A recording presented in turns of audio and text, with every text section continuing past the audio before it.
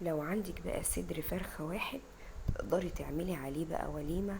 لو حد جه بقى وطب عليكي كده غفلة، تقدري تعملي صينية كده حاجة تحفة، وتلمي الخضار اللي موجود عندك في التلاجة. لو انت اول مرة تشوفيني ما تنسيش تصلي على النبي وتتابعيني، وكومنت جميل منك كده يشجعني، وكمان لايك جميل عشان الفيديو ده هتستفيدي منه، فكرة حلوة جايز ان شاء الله تنفعك وتطلعي من الفيديو ده مستفيدة. بسم الله الرحمن الرحيم. كده بقى زي ما انتوا شايفين معايا بنقطع مع بعض شوية خضار، لميتهم كده من درج التلاجة. جاتلي كده ضيوف على غفلة، طب اعمل ايه؟ وانا بصراحة ما كنتش عاملة حسابي في اليوم ده، قلت هلم اللي في التلاجة بقى الاكل البايت. طب جاتلي ناس، هعمل ايه؟ لازم اعمل اي حاجة كده يعني فريش كده طازة. بفتح التلاجة ما لقيتش فيها الا صدر فرخة سليم كده على بعضه. هو ما شاء الله صدر حلو كده كبير، بس يعني اعمله مش هيكفي. طب اعمل ايه؟ اقطعه شرايح؟ طب اعمله شاورما؟ مش هيبقى شكله لطيف. طب بانيه؟ مش ظريف. واللي جايين ناس واخدة على الغموس والكلام ده. قلت لا يا بت، قومي كده ما بدهاش، لمي بقى اللي في تلاجتك كده، طلعي المستخبي واعملي حاجة كده، اخترعيها حاجة حلوة قوي وخفيفة من غير قلي ومن غير اي حاجة. يعني لو عندك صدر فرخة مش لازم تعملي بانيه. تعالي بقى هنعمله النهاردة بخضار زي العسل. طبعا انا بقطعت اهوت قدامكم البصل والفلفل الالوان، نزلت عليه بقى بالملح وبالبهارات، فلفل اسمر وكمون وكزبره. قطعت كمان فص ثوم وكمان السبع بهارات. وهبتدي بقى اخد الخضار الجميل بتاعي ده وهقلبه كده في بعضه. هدخل كده التتبيله فيه وغلغلها في قلبي. لقيت ايه بقى كمان معايا في الطبق الاحمر دوت؟ حبايتين بطاطس، حبايتين كوسه، حطيت فيهم قرن شطه كده. هو مش هيخليها حراقه بس هيديها ريحه حلوه.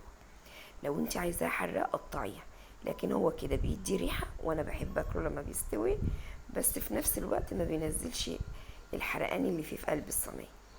طبعا الخضار بتاعي البطاطس والكوسه كنت مقشراهم ومقطعاهم وحطاهم في ميه علشان ما يسودوش. هبتدي بقى انزلهم على البصل والفلفل والتوابل، ولو حابه ازود شويه ملح شويه فلفل اسمر مش مشكله.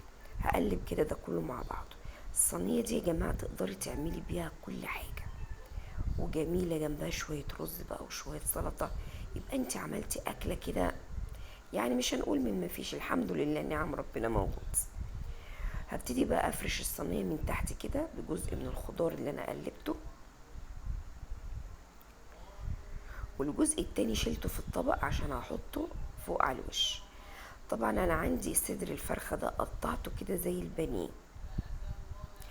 لان انا ما كنتش عارفه هعمل ايه، يعني مش عارفه. وفي نفس الوقت كميه الخضار اللي عندي مش كتيره، فانا لازم اكبرها واكترها واحط الصينيه كده. يقولوا ايه ده الوليمه دي؟ لازم تشغلي دماغك، الست الشاطره تشغل دماغها وتعمل من الفسيخ شربات. هجيب بقى كده دلوقتي الصدور بتاعتي دهيت البانيه اللي انا مقطعاها. ما حبيتش اقطعها زي الشاورما، قلت مش هتبقى ظريف كده، اللي يجي ياخد حته تبقى الحته كده ايه، مال العين. فاهمين انتوا؟ انا كده بظبط الصينيه الخضار بتاعي. هبتدي بقى ارص عليه الفراخ اللي هي صدور الفراخ، صدر بس بسم الله ما شاء الله الله اكبر.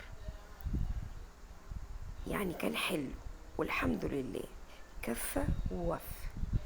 وشرفتي جوزي وشرفتي نفسي كده قدام ضيوفي، حاجة كده حلوة وتغيير. مش تحطي وراك بقى او فراخ او لحمة، تغيير بس كان طعمها زي العسل. وانتي بتغمسي بقى كده البانيه مع الخضار الكوسة او البطاطس او بتحطيه على الرز، حاجة كده يا سلام.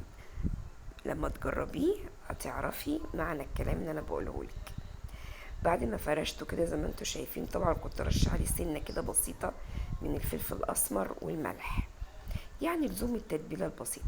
وانتي بتحطي الملح بتاعك تخلي بالك اللي انت في كل مرحله حطيتي شويه من الملح عشان اكلك يطلع مظبوط. هبتدي بقى انزل بقيه الخضار بتاعي زي ما انتوا شايفين كده، وفي نفس الوقت ما كانش عندي طماطم في الدرج. جبت حبايتين كده من الفريزر وضربتهم. انا ضربهم وحطهم جنبي في شفشق الخلاط.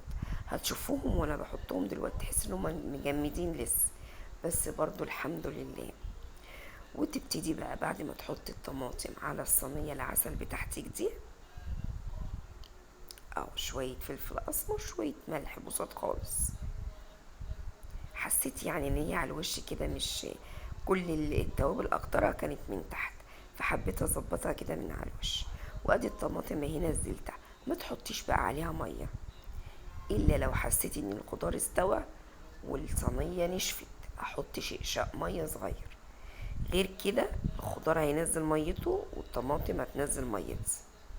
هبتدي افرشها عليها كده، طبعا الايد نضيفه وزي الفل في قلب الميه. هجيب بقى ورقه من الالومنيوم، والمستحب اللي انت تحطي ورقه زبده وبعد كده ورقه الالومنيوم. انا ما كانش عندي وفي نفس الوقت مستعجله. وتحطيها على عين البوتاجاز من فوق، تاخد غلوتين وبعد كده تدخليها الفرن ومع السلامه.